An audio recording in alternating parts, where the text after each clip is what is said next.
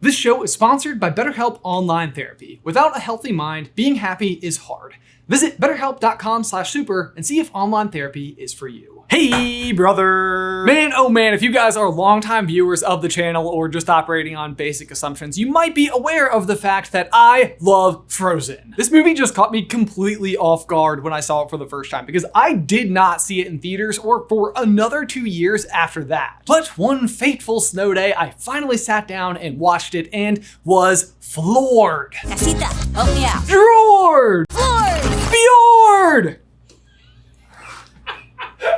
But seriously, just like from the opening scene where they're harvesting ice to the amazing music to the giant misdirect with Hans, Olaf, or the entire subversion of expectations about what you expect out of a Disney princess movie. Top to bottom, left to right, I loved it. And it held my top spot for Disney movies for a long time. But then Frozen 2 came.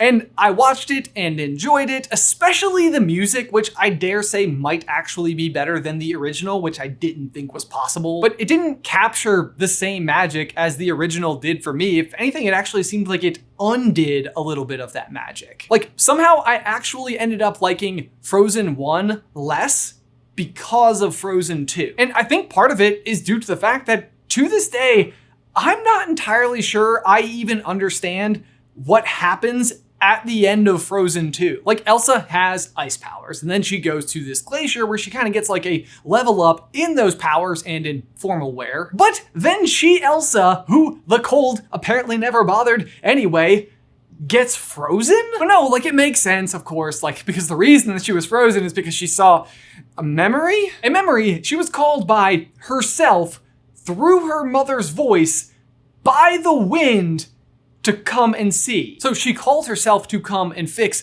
the past, but in learning what happened in the past, she is then unable to fix the past. So she's frozen, but then good news, the dam breaks and then she's thawed. And like, she seems fine now, if that even is her, like she's a spirit now. What does that even mean? Did she die? Is she even actually there at the end? Like Olaf definitely died. A decision that I feel like Disney aimed at me in particular on purpose. But like Anna definitely thinks that she's gone and she becomes queen. The only way you become queen if you're not first in line is for the person first in line. Today we're gonna figure it out.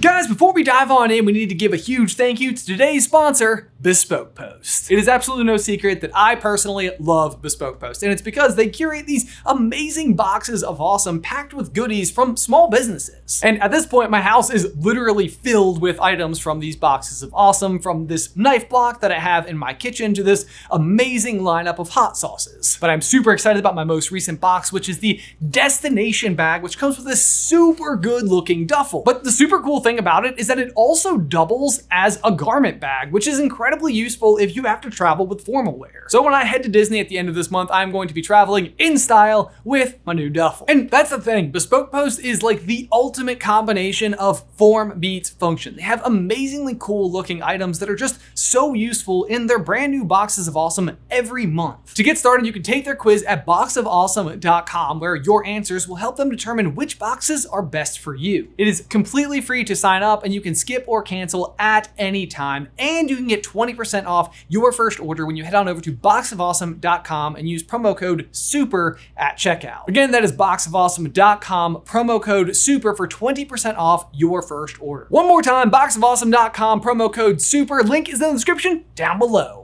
And okay, so right out of the gate, you might be saying like, no, Ben, of course she didn't die. We see her talking to Anna and Kristoff and the North Ultra at the end of the movie. And in case you missed it, she definitely stops this gigantic wave from completely flattening Arendelle. Pretty epic, but I actually personally always thought that it should have destroyed Arendelle, but that's an entirely different video. But no, you're of course right, because at first I actually really was wondering, like, is it possible that she's just like a spirit projection that only Anna can see? But no, she is in fact definitely there. But the real question is is that even still her? Like, is it the same Elsa that we knew from before? Because honestly, just about everything that happens to her after she enters the glacier reminds me an awful lot of Gandalf. She jumps or, falls down a deep hole, is MIA for a while, comes back with fancy new white clothes and improved powers. She rides out of the sun on a horse and ends the story by riding into the sun out to sea. Elsa is Gandalf. Guys, thank you so much for watching. Wait a second. That wasn't the point we were trying to prove. Although I think we did. But here's the thing though, if we want to use that example. Gandalf does die, but is sent back as Gandalf the White. Did the same thing happen to Elsa? And to be fair, it's not a completely perfect comparison here, because we actually do see Elsa go through some kind of a transformation before the, death situation occurs. Gandalf, on the other hand, definitely dies beforehand. Fly, you fools! But nonetheless, I do think that Elsa experiences a version of dying when she freezes in this scene right here. This is where I feel like the story of Frozen 2, if nothing else, is super complicated. Like, what we're watching here is the discovery that Elsa is the fifth spirit. Wind, water, earth, fire, ice. Hey, but wait, isn't ice just like water? But seriously, is it ever explained to us what the fifth spirit is? Said to be a bridge between us and the magic of nature. Like, was it always Elsa, or was it somebody before it was Elsa? And did something happen that caused it to go missing in the first place? For that matter, I'm not even entirely sure what being a spirit even means, or why, even inside of the context of a movie called Frozen, that this particular transformation would happen inside of a glacier. But don't worry, I have attempted to unravel all of this, and I'm going to now do my best to explain it to you. What we know is that in ye olden times, there were two groups of people. The people of Arendelle and the Northuldra of the forest. Two groups living independently, but near one another. Anna and Elsa's grandfather took issue with the Northuldra's relationship with magic, and therefore sought to, I don't even exactly know what he was going for, illuminate them. So the way that he does this is by building this bridge or dam. The intent behind this dam is to put strain on the Northuldra people's natural resources and cause them to be dependent on Arendelle. And this bit is actually historically accurate. This is something that the people of Norway did to the Sami people, but that's a different video. You can check it out by clicking the card. But then after the construction of the dam, these two groups come together for a field day where it hasn't been confirmed, but it is assumed snow cones were aplenty. Actually, I doubt that. King Runard seems like a real butthead. And the real reason behind this particular meeting is so that he could know the size and strength of the entire group of Northuldra people. As a division. I really just love any excuse ever to use that clip. Bioluminescent algae. Anyway though, during this snow cone free celebration, we learned that the Northuldra people are kind of onto him. They know what's happening to their resources. King Runard, the dam isn't strengthening our waters, it's hurting the forest. This leads King Runard to basically accelerating his plan entirely and just engaging in battle right then and there. This battle angers the spirits, which then forms a vaporous wall between the two groups. So this whole event is the catalyst for the spirits being disrupted. They pretty much go dormant after that, or underground. After this though, the next bits that happen are also kind of confusing.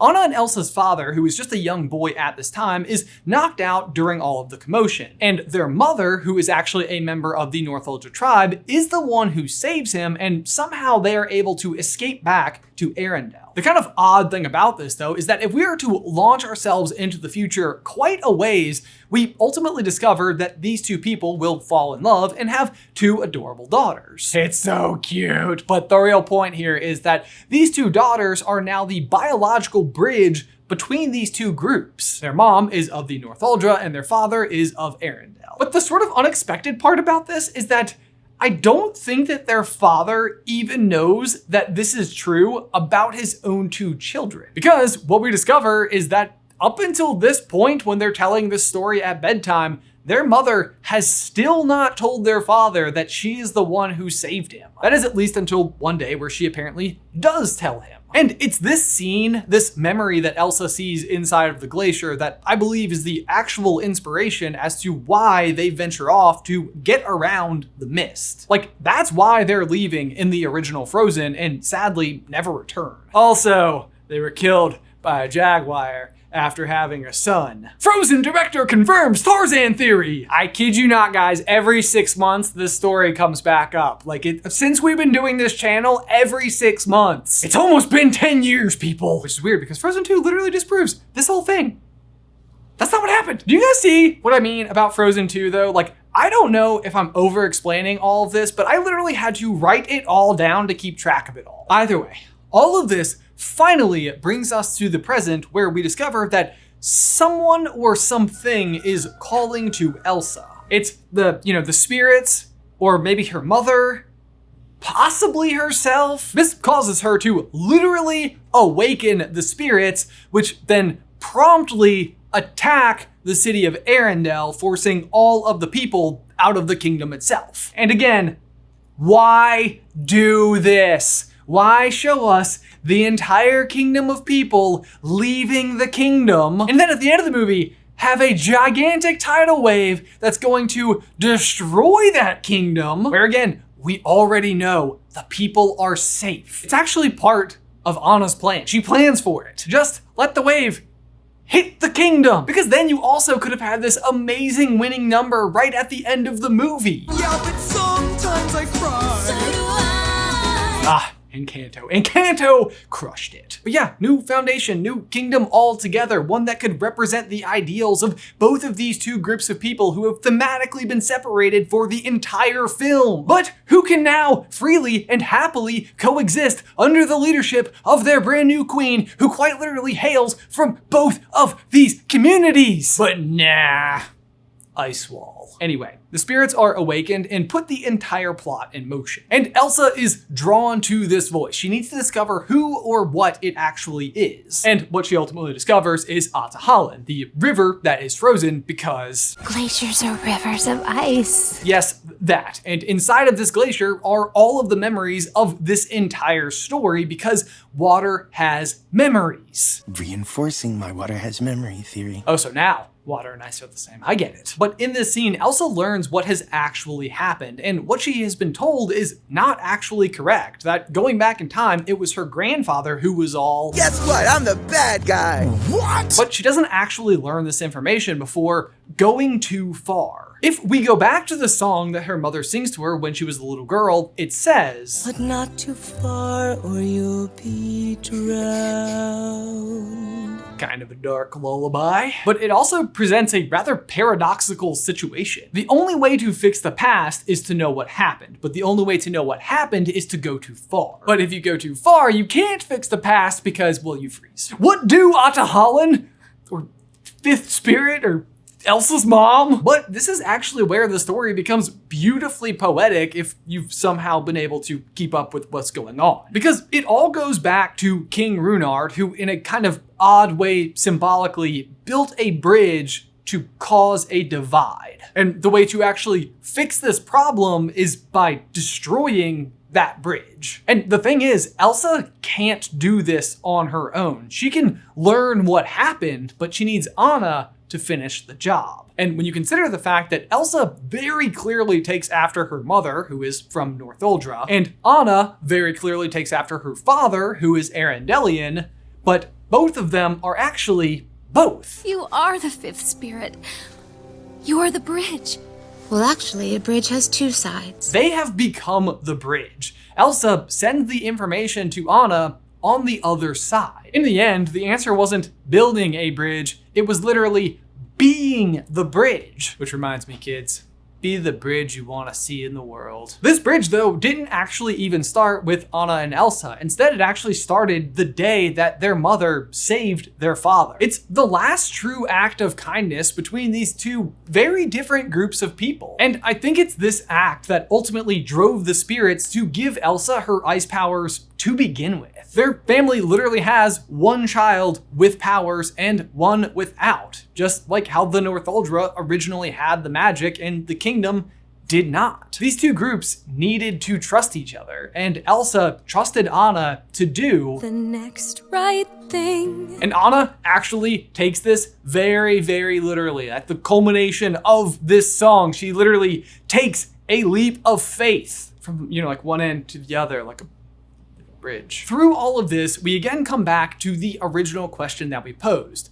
What actually happened to Elsa? Because again, that line goes, go too far and you'll be drowned. She does go too far, and You are the fifth spirit. Elsa is the fifth spirit. But what does that mean? Is she actually standing in front of Anna in this scene? The answer to this question is yes, partly because she literally recreates Olaf in this scene and Kristoff can just actually see her. But is she alive? Because that question is harder to answer. Because we do know that at the end of Frozen 2, Anna actually becomes the Queen of Arendelle. And on my first pass of Frozen 2, what I thought was happening is that Elsa was taking over leadership of the Northuldra, but that's not actually true. Elsa is the fifth spirit in the same way that Bruni, the salamander, is the fire spirit, the same way that the giants are the earth spirit, the same way that Gale is the wind spirit and the water horse is the water spirit. She doesn't live in or with the Northuldra, she looks after it, the same way the spirits always have. So again, the question that we started with, is she alive? Is she dead? Is she immortal? And I think the answers are, did she die? Yes. Is she alive? Yes. Is she immortal? I think so. I'm looking at the math here and it seems like yes. Which leads me to my question of the day. What do you guys think? Is Elsa just going to continue to look after the Northuldra just always, or will someone else eventually take up the mantle? And did this video help you to understand the movie of Frozen 2 any better, or was it just literally me all by myself not understanding it for almost 3 full years? But otherwise, guys, thank you so much for watching. Be sure to like this video and subscribe to the channel if you haven't already. And if you'd like to check out some more Frozen 2 action from us, you can see this video right here where we actually wonder whether or not Elsa became a literal goddess at the end of Frozen 2. Otherwise, until next time, bye!